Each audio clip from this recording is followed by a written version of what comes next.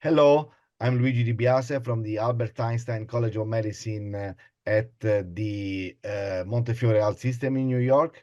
And today I have with me for this HRS TV session, Dr. David Lurgio from the Emory School of Medicine in Atlanta. Hi, David.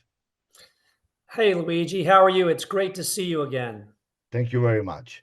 Tonight we're going to discuss something very important that is coming in our field, David, which is, the vein closure systems and their importance.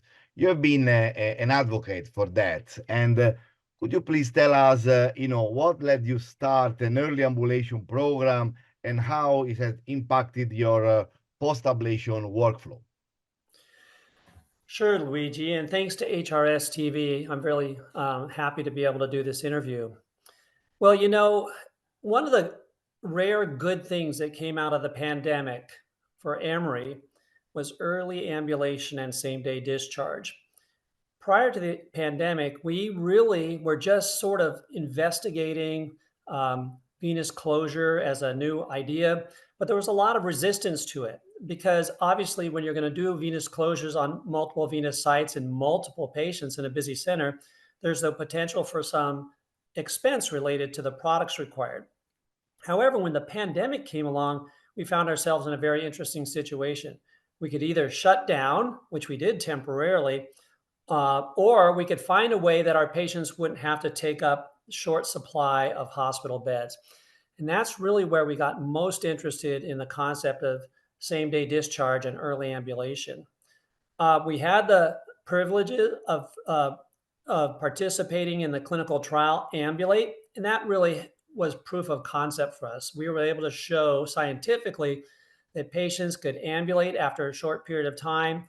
Yes, I have to say this is extremely important. Probably COVID lets us push this, but it's without any doubt that uh, the system that that are available are really important, and the relevance of this come from even the staff that work with you start liking it. So can what does your nursing and lab staff talk about the changes that the use of VASCADE MVP has implemented in your workflow?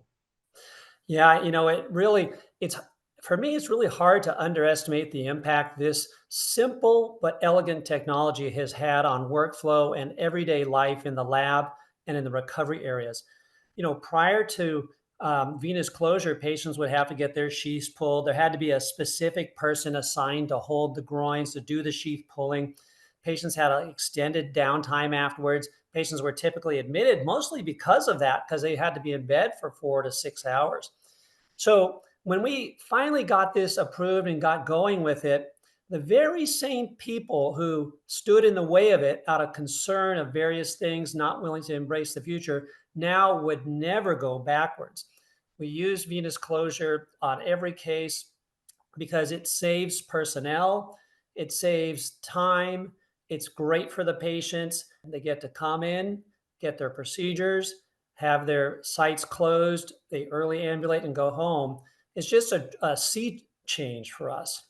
Yes, I share the same, and I have to say that at the beginning, the big impact for us has been, for example, I know procedure now are shorter, but we can avoid placing, Foley catheter, and we know that infection following Foley catheter is small, but not, a very, very little problem that we do have. The ability of pulling sheet even without, the protamine in or the protein having effect. So turnover in the lab, very important. And, patient satisfaction, ambulate early, maybe same day discharge, but in general, early ambulation, even if the patient had to stay, are extremely important advantages. Issue is the cost, but if you put all this together and the fact that, you can turn the lab quick and probably discharge a patient early, I think this can be, overcome.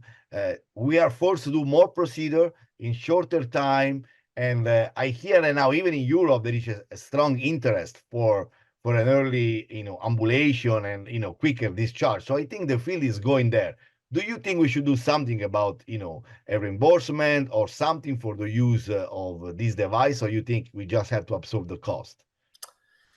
Well, it's a good question, Luigi. I think everything we do has a cost. Every new tool, of course, every catheter, every sheath we use, everything has a cost associated with it.